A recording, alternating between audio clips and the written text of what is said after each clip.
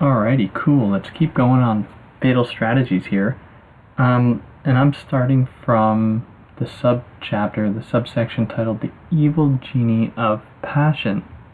So he begins this section by laying out the distinction he makes between loving something and seducing something, or between love and seduction. So for him, he prefers the form of seduction which maintains the hypothesis of an enigmatic duel, of a violent solicitation or attraction, which is a form not of response but of challenge, of a secret distance and perpetual antagonism that allows the playing out of a rule. I prefer this form and its pathos of distance to that of love and its pathetic reproachment. I prefer the dual form of seduction to the universal form of love. So another way that we can think about this is in terms of his criticism of desire, where there is the assumption in desire that there is a wanting subject, and a subject that not only wants but has a certain understanding of that want, whereas seduction is not something that one can necessarily control. So seduction then, for that reason, as I've made abundantly clear, I think, is opposed to production. It's opposed to the possibility of rendering productive or mobilizing any sort of energy, be it libidinal or otherwise. And he attaches to seduction a highly emancipatory quality, one that would allow for the dissipation of many of the oppressive forces that govern our society and that governs our world, notably forms of discrimination that come down to the crystallization or the maintenance of a thing called identity. So when a thing like identity has been crystallized, solidified, then oppressive forms of control or surveillance can creep in and take control over said identities, where seduction is never satisfied with a singular identity per se. It always arrests things out of their comfort zone and places them in another space for it to then be taken out of. So this idea resonates somewhat well with the Deleuzean concept of deterritorialization, where in the process of deterritorializing, there is something of a territorialization occurring. There is a sort of connection to something called the singularity, but that is always already going to be displaced, going to be deferred off into something else, sort of perpetually. So this sort of radical approach that Baudrillard is laying out here, and this is my way of speaking to those people that have been commenting, like Wow and Gable's Guitar Studio, who've made it really clear that it's not as though there's nothing to get out of Baudrillard here, but really he's describing something. So I want to try to entertain this idea that there might be something here. So the way in which I locate it actually comes out in this passage, where there is no longer a game or rule, a law and effect must be invented, a mode of universal effusion, a form of salvation to overcome the separation of souls and bodies, to put an end to hatred, predestination, discrimination, fate. This is our gospel of sentimentality, putting an end to seduction as fate. So it's only when we have sort of codified the world, and this is how I understand his concept of the code that kind of runs throughout his earlier work. And in order to present anything of a challenge or something of a challenge, it must not adopt that same kind of hyper-rational codifying language that relies on, I guess, the sentiments of some kind of enlightenment, a residue of some kind of enlightenment positivism that will allow instead for something like superstition. Religion might be a little bit messier to put into here, but how spirituality, how anything like that disturbs the kind of finality associated with scientific rationality or with the system itself, the system of production, anything that would oppose that would work in this case. So one of the examples that Baudrillard gives, and I can't exactly recall where, might be in his Cool Memories, in some of his other works, it comes up a few times, but he often evokes the Marx Brothers, so the classic kind of slapsticky type humor of the Marx Brothers that really play on how we understand language. And he gives one example where one of the Groucho Marx, I believe, is trying to enter a secret club, to which the only way to enter is by saying the password, which is swordfish. Now, Groucho Marx comes to understand this as actually needing to burden oneself with carrying a swordfish to the door in order to gain entry. So what that does for Baudrillard is not play into any sort of cultural logic, like it falls outside of that, but it still is bound up with, that process of signification in some way. And it makes a mockery of it, which is really important. And there are things to be said about how mockery, how kind of turning a gaze back on itself by showing how ridiculous it is, can be a sort of subversion. And it's something I've tried to sift out with Homi Bhabha's work, and how post-colonialism often envisions, often, at least through him, how it envisions resistance through that process.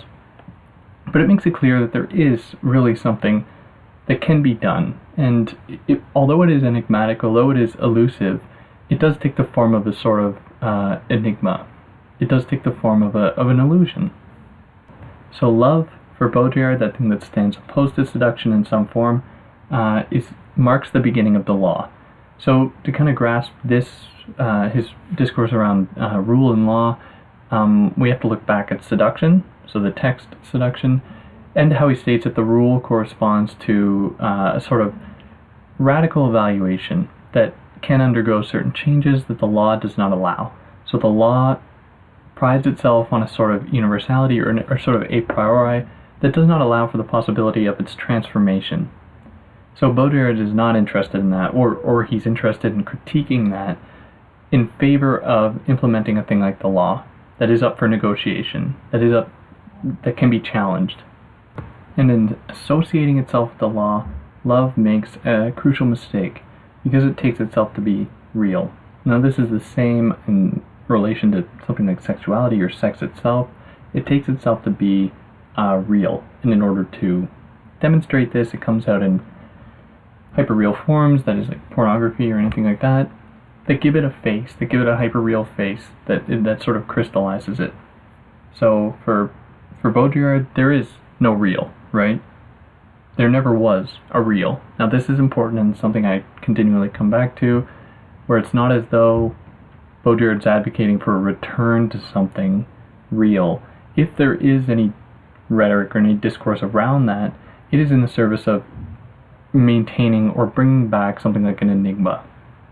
So the real is that which can be analyzed, dissected, traced, whereas the illusion or the enigma is something that cannot be evaluated in such a way, because these kind of tools of scientific rationality, that is observation, dissection, are not present in illusion. So it's from here that I'll move into the next chapter, which starts to spin a little bit, or it starts to go into another direction, thinking about the relationship between the subject and the object. And we saw something like that with the relationship between the scientist and the rat, where traditionally understood the scientist, being the subject, would look at the object and would have a sort of privilege over that, and Baudrillard reverses that idea, suggesting that it is the rat that is observing and essentially making a joke of the scientist. Baudrillard wants to rethink this relationship here. So the first section, titled The Supremacy of the Object, just immediately takes that into account and thinks about the way in which the object can be privileged over the subject. And he explains why. And this is because the subject is of the order of desire, while the object is of the order of seduction. Because how we would understand an object, and I think it wouldn't be too vulgar or it wouldn't be too outlandish to take a literal object like a lamp.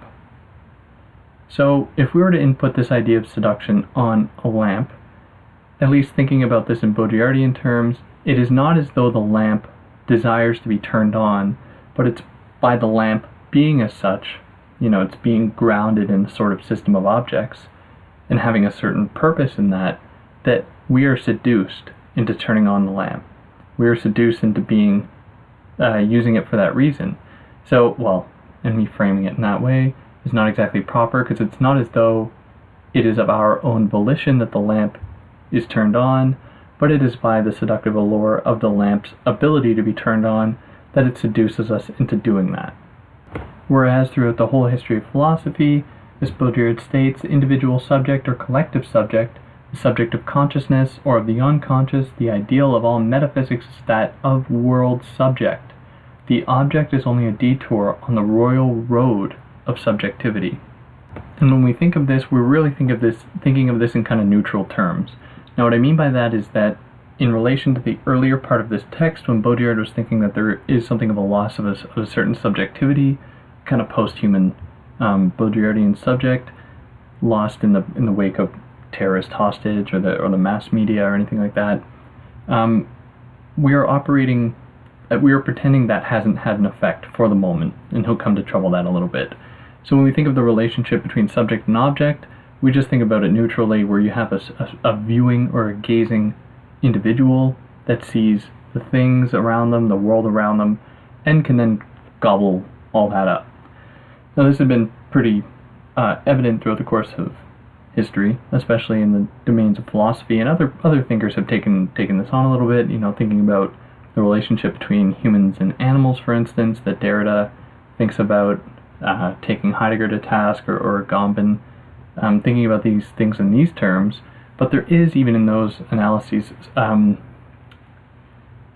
belief that, or almost like an extension of this idea of humanism, or the human, onto those other spheres.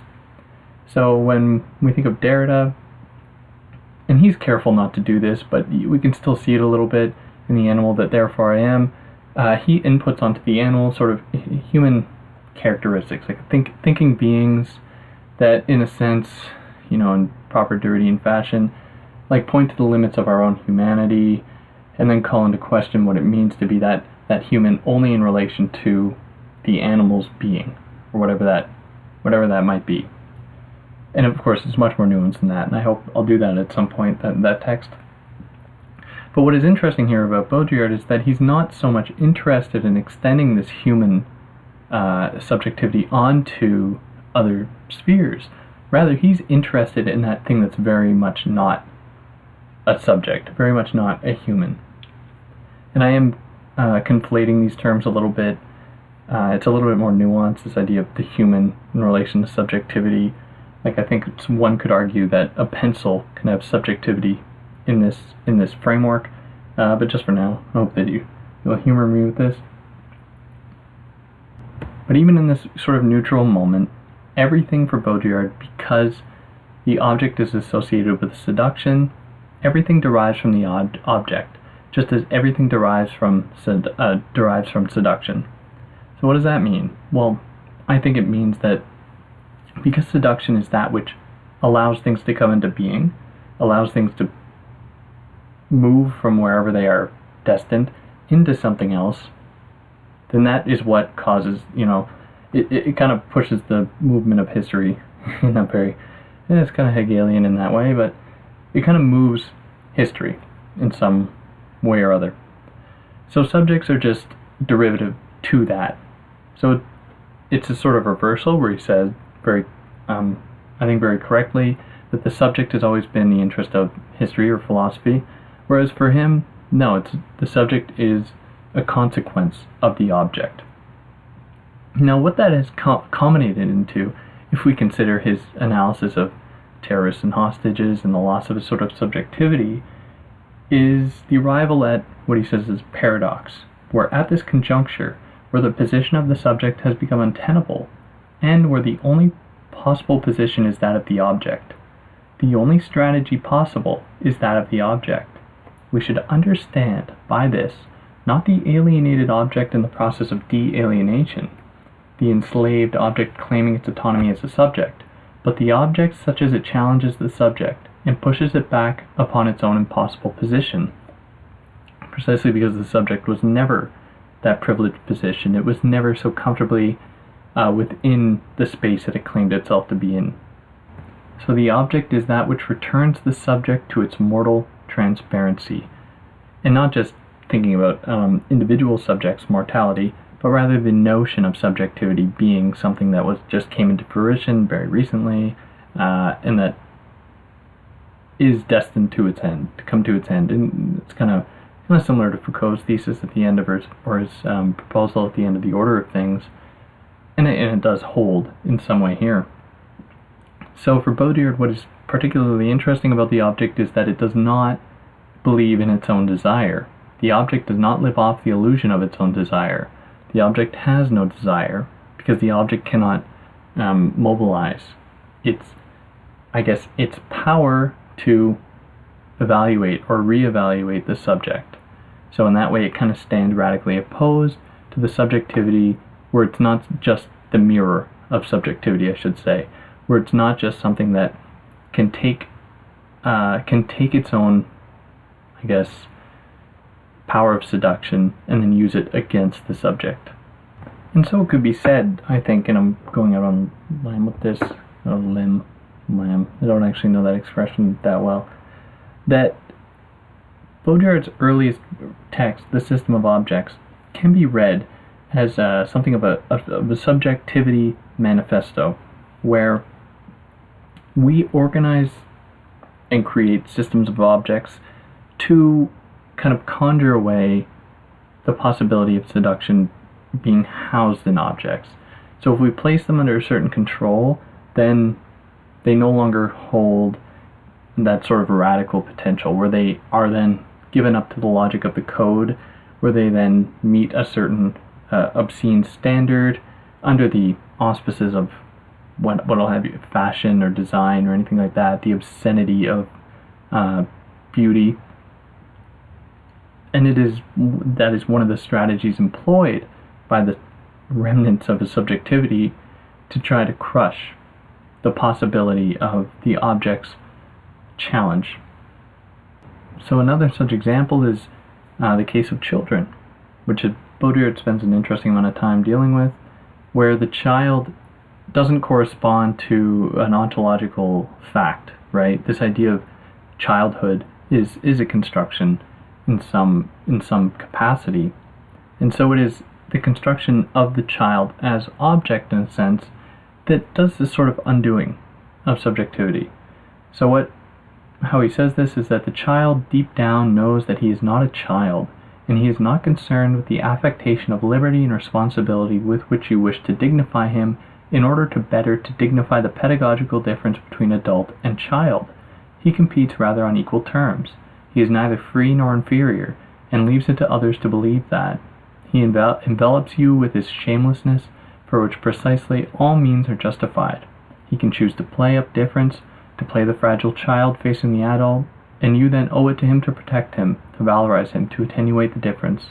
Or else, at any moment, he can choose to return you to the absence of difference, real and fundamental. Childhood doesn't exist. There is no child.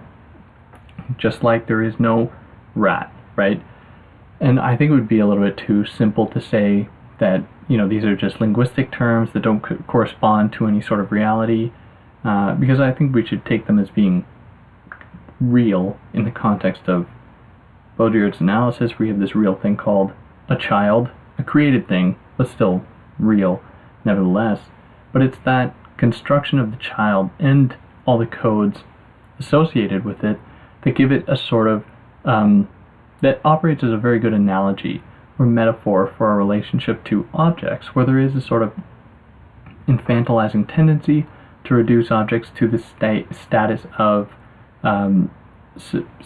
subservience to subjects or to the person using them, but that can always come back on us, and it can always be made apparent that the objects are not simply at the whim of the subjects, or between the adult and the child.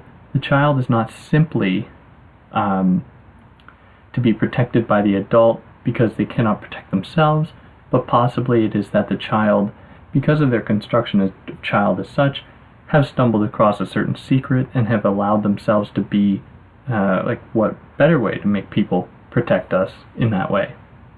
Now this case of the child the parent can be extended, and he certainly extends it onto the distinction between the sexes if we work within the parameters of a binary classification, where traditionally the idea is that, well, very, very much the reality, men hold power over women that are very much objectified. Now this is really, I think it's hard to refute, and I think that he's on point with this. And for him, it is that theory of seduction that challenges that, not because women have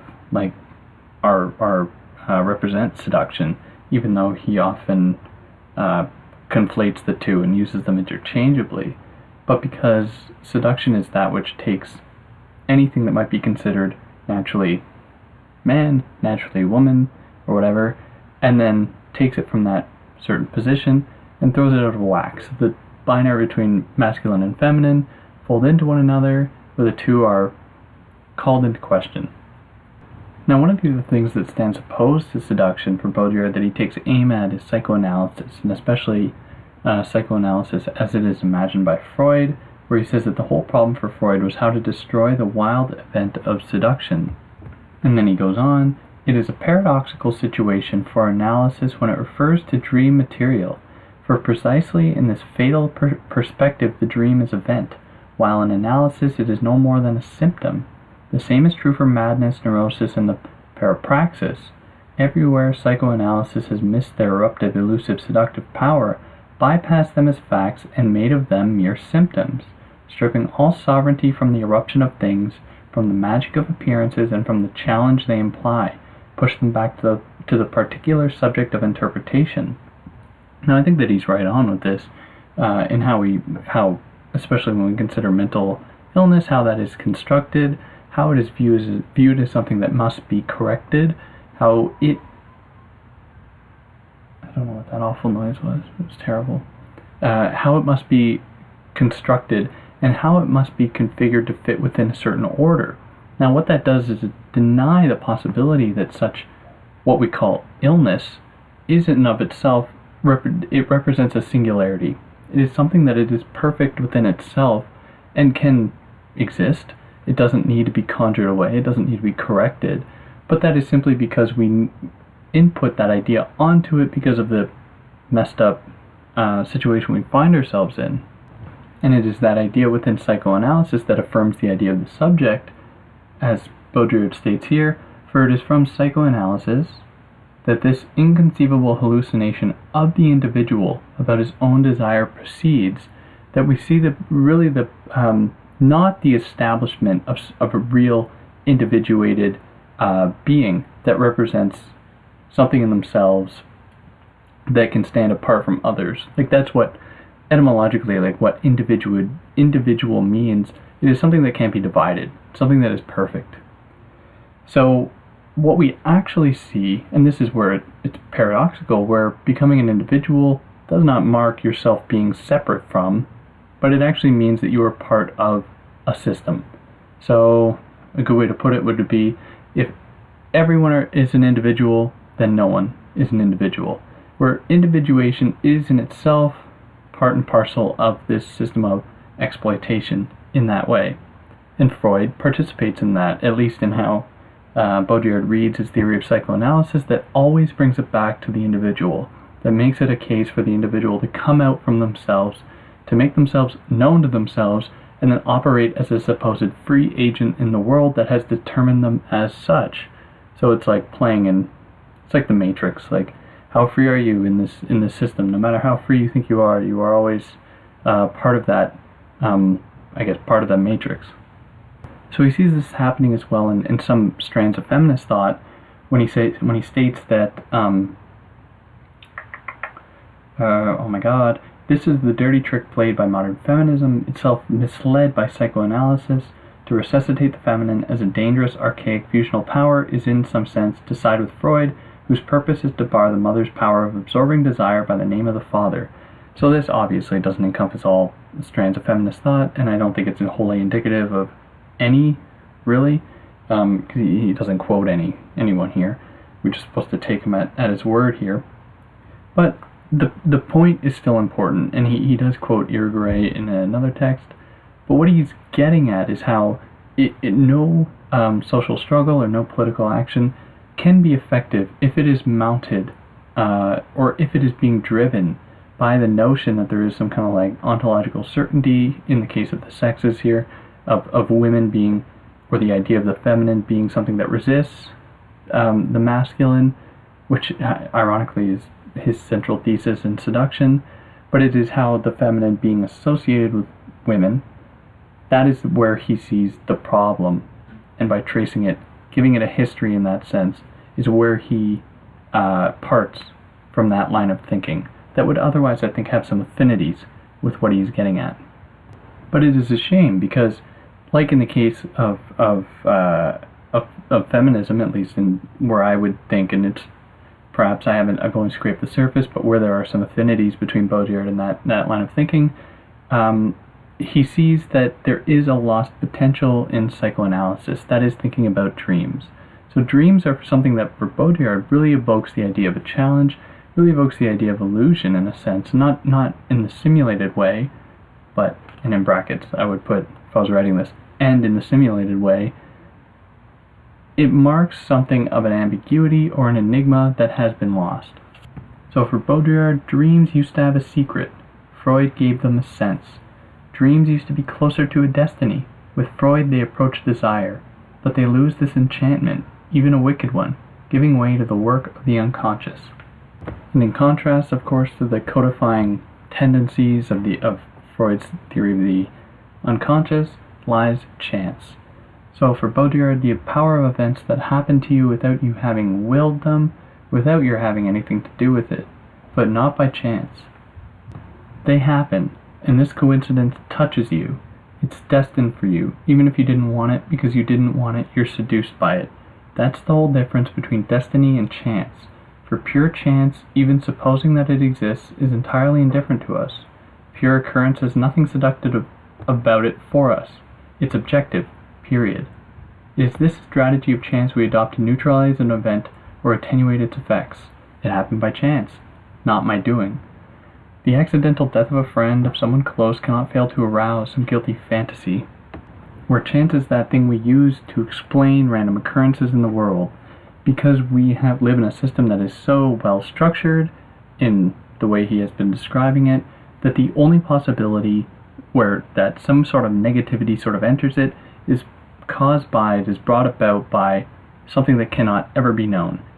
But it is an unknowing, it's almost like a hyperreal version of the unknown, where we don't even attempt to locate anything of an enigma behind it, anything of an illusion behind it, or having some mysterious property of the universe, but it is that which just happens. And he lays out as something of a strategy in this, and something of a pragmatics, where he says that speed itself is doubtless only this: throughout and beyond all technology, the temptation for things and people to go faster than their cause, to thereby catch up to their beginning and annul it. As such, it is a vertiginous mode of disappearance. But writing is another, going faster than the conceptual connections. This is the secret of writing. So, he continues, this is why our system, essentially Western, has replaced it, chance, or destiny, with another procession, that of the cause to the effect, and more recently with the procession of models, the procession of simulacra to things themselves, whose apparition they conjure up in a different mode. So in opposition to all this, that thing crafted by the West, or at least that is indicative of the West, what stands aside from it or outside of it is the remnants, is what we could think of in relation to ceremony. So the ceremony where everything is initiatory in the sense that nothing happens except by way of the necessary, ineluctable sign of its apparition.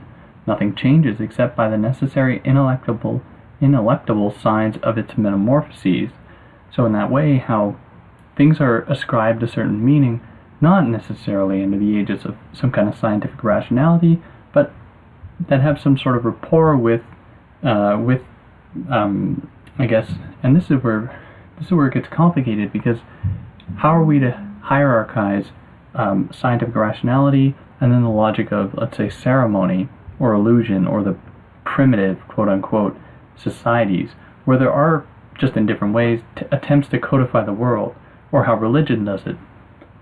But we have to kind of work with him here and assume that there is something, I guess, a little bit more emancipatory or liberatory about these other forms of understanding or organization that do not rely on these hyperreal schema.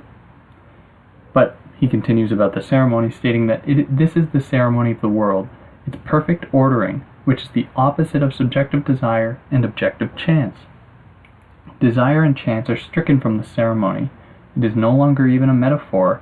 There is no rhetoric, no allegory, no metaphysics in the text of the laws of Manu, which he quotes pretty extensively here. And he goes on to say that this is all secretly what we want. We have a weird, kind of odd compulsion towards disappearing. And he thinks that that's possible, and that we only came to be beings, or humans, or individuals, subjects, in this oppressive framework, where some people would think that that is something to applaud. For him, even if you're starving, even if you live in a hut, that is better if you are operating under the auspices of illusion or of a sort of ceremonial type system where all that you know is that, and you give yourself to that. You are one with it. Whereas us as individuals are separated from everything else, separated, and it's very illusory. And in that sense, like, it could be said that we are always already in the ceremony in that way, and that we've just seen an extension of it to this. But that'd be a good conversation to have with someone else. Anyways, he kind of gives us something here where he says that ceremonial violence appears not as a transgression, but as an exacerbation of the rule, where the whole world is suspended in the interruption of the game, where it is that distinction, and we have to kind of assume as well that the rule is better than the law, or the components of the game are better than that of the social or society. But it presents how the ceremony is a sort of transgression, or in how he puts it here, where he continues that all ceremonies are in this manner violent in their unfolding, but this violence is that of the reversibility of the rule, not that of the transgression of the law. The sign drags its opposite along with it through the very power of signs as such. In itself, the connection of signs and ceremony, the fact that they can succeed and engender one another solely according to the rule of the ritual, already constitutes a violence done to the real. Precisely because I think there is that sort of mobility implied with that. Or in how he puts it here, it is a regulated unfolding, where it is something that is allowed to develop, and it is something that does develop, that is not structured, that is not grounded, right? Where we take the idea of the human, for instance, an idea that wasn't ever really consolidated, if we think of Foucault, before 18th century, 19th century, but it was something that was consolidated nonetheless. That would be indicative of a hyperreal model, or the order of the law, that gives something a face, that is the human. Now, the human was never, because it would never abided by the laws or conventions prior to that time, then it could be said, at least if we accept Baudrillard here, that there was something of a regulated unfolding, where that thing called the human, not ever being such, was allowed to develop, was allowed to become other than itself. So it is for that reason that he's able to say, where there is spectacle, ceremony ceases, for it is also violence against representation, because representation does not imply the free movement of things, despite our celebration of, the democratization of media images. For him, that is just feeding into that very system. And I find it interesting how he locates ceremony then, being part of the system of change or flux, where he says that it is always sacrificial, which makes sense, because it's not just a sacrifice of bodies, but certainly a sacrifice of ideas, a sacrifice of even the thing called movement itself, allowing for a slowing or a speeding up or what have you, instead of just, exponential growth, speed for the sake of speed. It sacrifices, or it opens up the possibility of sacrificing everything. So that pushes us into chapter 5 here, which I think would be the last one, yeah. And he starts it out, well, doesn't really start it out, but he wants to think about what a fatal strategy is. And for him, there's only one, and that is theory. So what is theory, and how does it work in favor of his project here? And we can hear echoed in this sentiment by Sylvain Lotringer when he says that theory may actually be a way out of theory.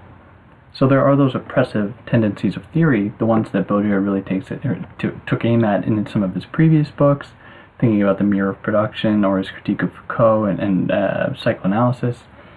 These modes are something that he wants to get out of, right? So thinking of theory as a way out of theory, or thinking about theory as a fatal strategy that I think we wouldn't be so far off, likening to the idea of sacrifice indicative of the ceremony, where it drives anything to its possible logical conclusion.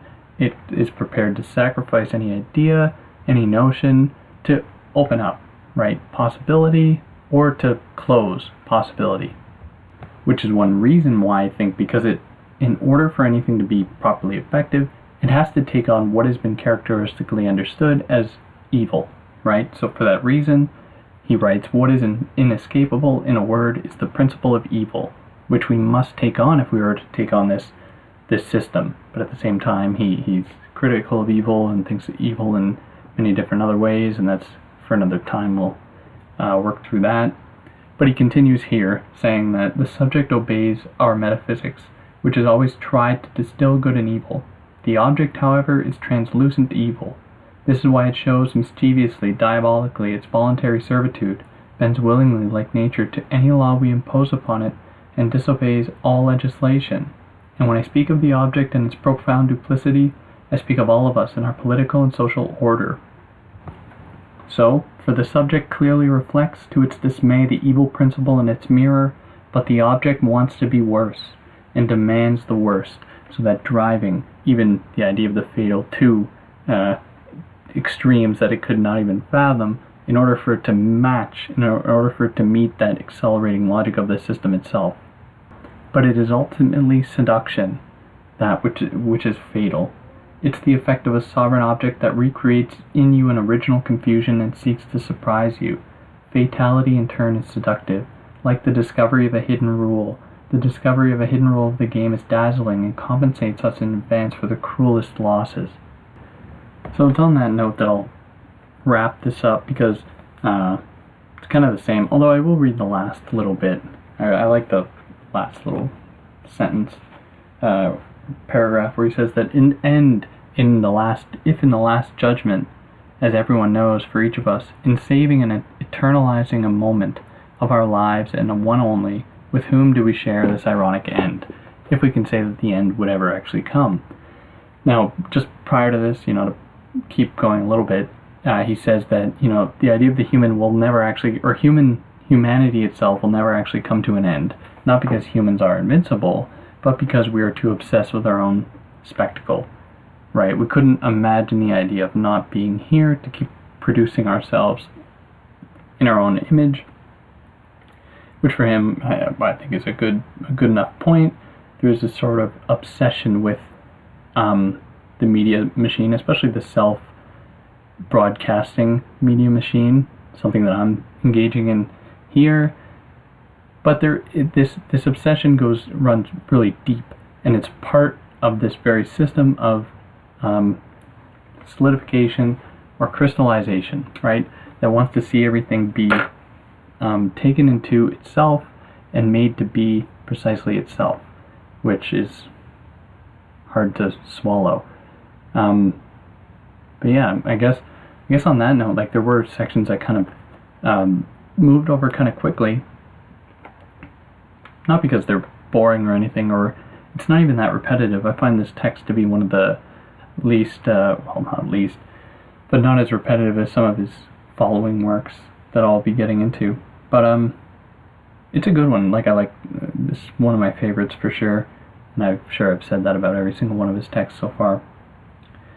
But in relation to some of the queries that were proposed in the last video I did here, like, I don't think there's no clear answer to this, which does not mean that we shouldn't think about it, or think that I mean, perhaps all there is the possibility of illustrating a system, and conceiving of a solution to it would be, it's out of our hands. Like, we are not gods, and it would be like, with the system itself, we cannot locate it and find a solution for it at the same time. It's like figuring out the velocity and location of a particle. You can't, both things cannot occur at the same time, and like some people made abundantly clear, the system moves faster than we are able to analyze it. Which I think that, we could, weirdly enough, I'll say that we could take Baudrillard methodologically here. Like, maybe he's driving even those other modes of theory, dare I say, like Marxism, psychoanalysis, or Foucauldian thought, saying that, like, let's not throw out the baby with the bathwater, but let's actually conceive of the possibility of these modes of thought matching the logic of the system. But then that could also mean catastrophe, whatever that would look like, because capitalism, one of the driving forces behind this whole system, has relied heavily on Marxist thought. Sorry, Marxists out there, but has relied pretty heavily, at least by being its negation, and that's how it's been pushed in public forums. But there is something to be said about that. So what would it mean if we see an acceleration of Marxist thought? Would we see an even greater acceleration of capitalist thought? Who knows? Maybe we gotta freeze everything, put it all to sleep, cryogenetically freeze this system until we can figure out what to actually do with it to slow it down. But yeah, and anyways, for anyone that check this out, like some of you people that were commenting before, I hope you make it through this one and you point out some of my shortcomings, and throw some good questions my way, because so far what you've been doing has been really stimulating. But for now, for anyone who made it this far, thanks a lot, and take it easy.